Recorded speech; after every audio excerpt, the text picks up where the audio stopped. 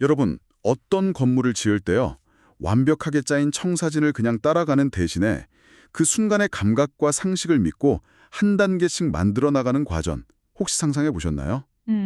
마치 씨앗에서 나무가 자라나는 것처럼 예측할 수는 없지만 뭐랄까 생명력이 넘치는 그런 과정 말이에요. 안녕하세요. 오늘은 바로 그런 특별한 과정을 다룬 책, 크리스토퍼 알렉산더의 질서의 본질 2권, 생명을 창조하는 과정을 좀 깊이 들여다보려고 합니다. 네, 오늘 여러분과 함께 살펴볼 부분은 바로 책의 부록, 살아있는 과정의 작은 예시와 책 전체를 마무리하는 결론 부분입니다. 이 두 부분을 통해서 크리스와 스테판이라는 한 가족의 집이 어떻게 살아있는 과정으로 지어졌는지 그 구체적인 여정을 한번 따라가 볼 거예요. 그리고 이 방식이 단순히 집 한 채를 넘어 우리 사회 전체에 어떤 메시지를 던지는지도 함께 탐색해 보겠습니다. 자, 그럼 이 흥미로운 이야기 속으로 한번 들어가 볼까요? 네, 좋습니다. 이 모든 이야기는 크리스와 스테파니 가족을 위한 집짓기 프로젝트에서 시작돼요. 한 2,500평방피트, 그러니까 70평 남짓 되는 집이었는데요. 네, 저자인 알렉산더는 진짜 생명력을 가진 건물을 만들려면 기존의 방식, 그러니까 모든 걸 미리 계획하고 그대로 시행하는 걸로는 불가능하다고 딱 잘라 말합니다. 그렇죠. 대신에 단계별 전개, 영어로는 언폴딩 과정이 필요하다고 주장하죠. 아, 그 전개라는 개념이 중요하군요. 네, 이번 이야기의 가장 중요한 열쇠라고 할 수 있어요.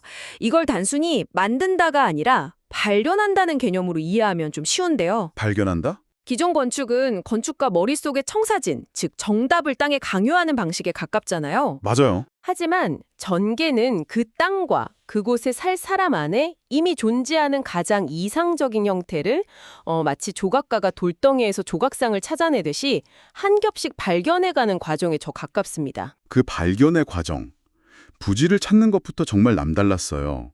무려 2년이나 걸렸다고 하더라고요. 2년이요? 네, 재정적으로나 건축적으로 아무 문제가 없는 여러 땅을 그냥 지나쳤는데 이유가 딱 하나였어요. 그게 뭔가요? 크리스와 스테파니 부부에게 바로 이곳이 우리 땅이다 하는 그런 깊은 느낌을 주지 못했기 때문이죠. 아, 바로 그 지점이 전체성을 존중하는 과정의 출발점이에요. 이건 그냥 고객의 요구 조건 리스트, 방 3개, 남향 이런 걸 체크하는 거랑은 차원이 다른 문제거든요. 그렇죠. 그 땅 자체가 가진 역사, 이웃과의 관계, 거리의 분위기 같은 주변 환경 전체와의 조화를 고려하는 겁니다. 그러니까 단순히 빈 도화지에 그림을 그리는 게 아니라 이미 존재하는 풍경에 아주 조심스럽게 새로운 붓터치를 더하는 느낌이네요. 맞습니다. 그래서 집의 위치나 부피를 정할 때도 도면이 아니라 현장에 직접 말뚝을 받고 줄을 쳐서 실제 크기를 가늠하며 느낌을 확인했다고 해요. 심지어 이웃집의 조망을 해치지 않으려고 더 비싸고 복잡한 기초공사를 선택하기까지 했죠. 맞아요. 그 과정에서 필연적으로 약간의 불규칙함이 생기는데 책에서는 이걸 거침, 러프네스라고 표현해요. 거침이요? 네, 예를 들어 원래는 반듯한 오각형이던 땅 모양이 주변을 고려하다 보니 약간 울퉁불퉁한 다각형이 된 거예요. 근데 그게 기계로 자른 듯 완벽한 형태보다 오히려 더 살아있는 느낌을 준다는 거죠. 손으로 빚은 도자기처럼요? 바로 그거죠. 그런데 프로젝트가 진행되면서 건축가가 초기에 그렸던 평면도에 대해 점점 더 심각한 불편함을 느끼기 시작했어요. 아, 도면상으로는 완벽했는데도요. 네, 머릿속으로 시뮬레이션을 해보니까 거실에 드는 빛이 어쩐지 탁할 것 같고 전체적인 배치가 이 가족의 활기찬 성격과 잘 안 맞는다는 느낌을 지울 수가 없었죠. 여기서 깊은 감정이 아주 중요한 길잡이 역할을 합니다. 건축가는 이 불편함을 그냥 사소한 느낌으로 치부하지 않았어요. 중요한 신호로 받아들였군요. 그렇죠. 부부를 자신의 집으로 초대해서 아주 솔직한 대화를 시작해요. 어떤 스타일을 원하세요?가 아니라 이 집의 심장, 가장 핵심이 되는 공간은 어떤 느낌이어야 할까요? 이렇게 깊이 파고든 거죠. 네. 바로 그때 아내인 스테파니가 갑자기 눈물을 터뜨렸어요. 눈물이요? 갑자기 왜요? 그녀가 자신들이 하는 사업이 너무 잘 되다 보니까 오히려 가족의 삶이 충분히 진짜처럼 느껴지지 않는다는 속마음을 털어놓은 거예요. 이 눈물과 고백이 프로젝트 전체를 뒤흔드는 결정적인 전환점이 됐습니다. 그렇군요. 그냥 크고 인상적인 거실이 아니라 작더라도 온 가족이 둘러앉아 불꽃을 쬐는 그런 아늑하고 강렬한 핵심 중의 핵심이 필요하다는 비전이 그 눈물 속에서 떠오른 거죠. 와, 정말 영화 같은 순간이네요. 바로 이 지점이 이 책의 핵심 통찰이에요. 우리는 보통 계획을 세울 때 기능이나 예산 같은 머리의 언어를 쓰잖아요. 그렇죠. 이성적으로 접근하죠. 하지만 알렉산더는 진정으로 살아있는 공간은 스테파니의 눈물처럼 예측 불가능하고 비합리적인 가슴의 언어에서만 탐생한다고 말하는 겁니다. 감정이 나침반이 된 거네요. 맞습니다. 결국 건축가는 이 강렬한 느낌을 따라서 기존에 공들여 구상했던 1층 평면도를 완전히 폐기하고 처음부터 다시 시작하기로 결심합니다. 자, 여기서 정말 놀라운 점이 나와요. 보통 집을 지을 땐 완벽한 청사진이 필수라고 생각하잖아요. 당연하죠. 그런데 이 프로젝트는 그걸 그냥 없애버렸어요. 대략적인 모델만 있었고 거의 모든 중요한 결정은 공사가 진행되는 현장에서 실물 크기의 판지 모형, 즉 목겁으로 이루어졌습니다. 그곳이야말로 전개 과정의 본질을 가장 잘 보여주는 부분이에요. 각 단계에서는 딱 그 단계에 필요한 최소한의 정보만 가지고 시작하는 거죠. 불확실성을 끌어안는 거군요. 네. 근데 이건 불안한 불확실성이 아니라 매 순간 더 나은 것을 실시간으로 발견하고 적응할 기회가 열려 있다는 가능성에 더 가깝다고 할 수 있어요. 구체적인 예시들이 정말 흥미롭더라고요.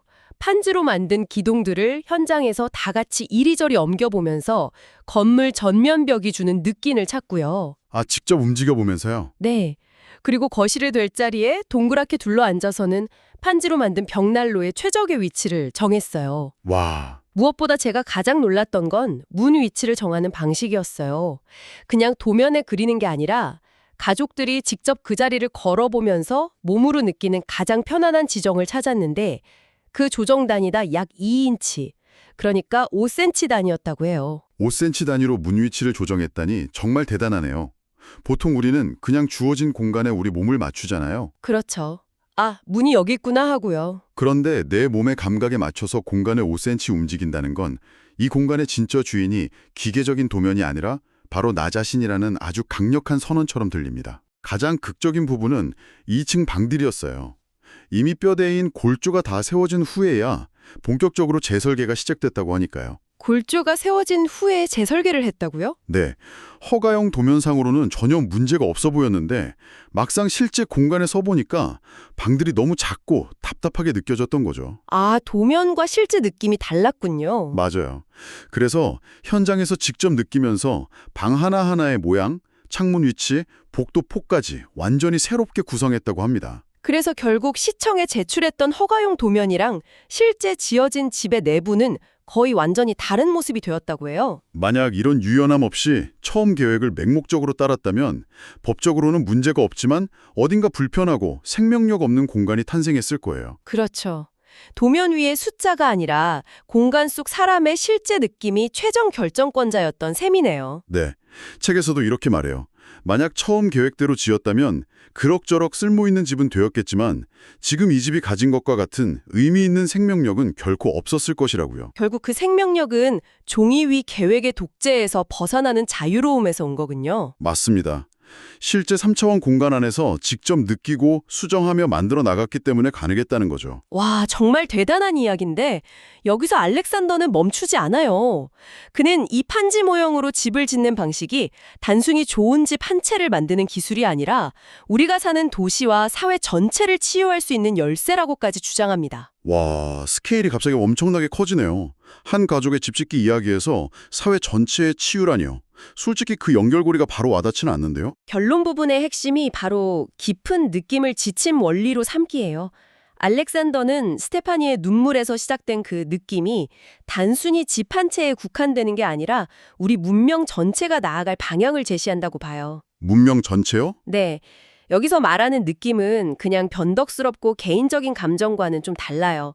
이건 전체와의 진지하고 총체적인 연결에서 오는 더 깊은 차원의 감각이죠. 내면의 나침반 같은 거군요. 맞아요.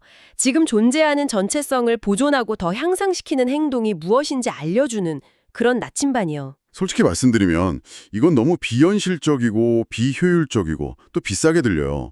모든 걸 현장에서 판지로 만들고 옮겨보고. 이건 돈과 시간이 아주 많은 특별한 소수를 위한 예술 프로젝트지 보편적인 방법은 아닌 것 같은데요. 정말 날카롭고 중요한 지적이에요. 저자도 그 점을 분명히 인정합니다. 아, 인정을 하는군요. 네. 하지만 그럼에도 불구하고 이 방식이 왜 중요한지에 대해 세 가지 강력한 논거를 제시해요.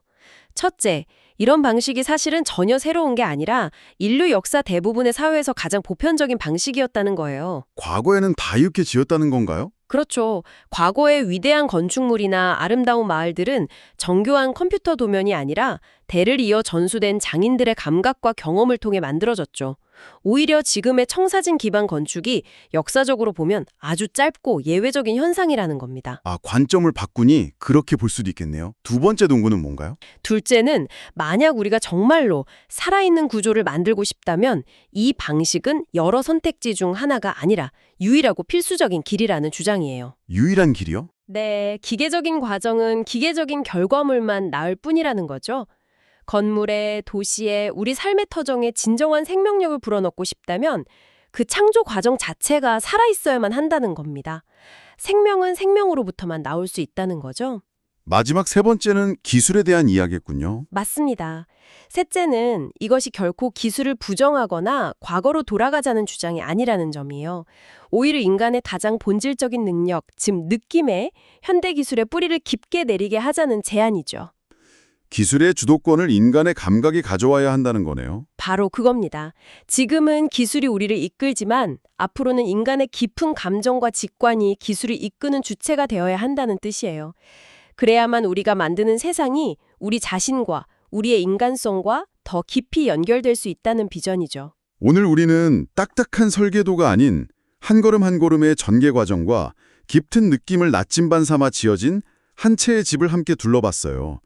그 결과 단순히 기능적인 건물이 아닌 그곳에 사는 가족의 영혼이 담긴 생명력 있는 공간이 탄생했죠. 저자는 이 모든 복잡하고 어려워 보이는 과정이 결국 한마디로 상식, 커먼센스라고 말해요. 상식이요? 네, 매 순간 이 전체를 더 낫게 만들기 위해, 더 살아있게 만들기 위해 지금 내가 할 수 있는 가장 지혜로운 일은 무엇인가? 라고 스스로에게 묻고 그 답을 따라 행동하는 것.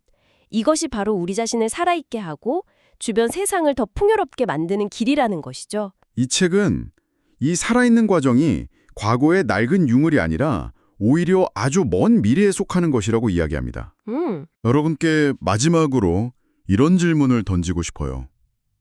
만약 계획과 효율성이 아니라 이 직관적이고 느낌에 기반한 창조 방식이 우리 인류의 미래라면 지금 당장 여러분의 일이나 삶의 아주 작은 부분에서 정해진 계획이 아닌 가장 전체적인 느낌을 따라 바꿔볼 수 있는 것은 무엇이 있을까요?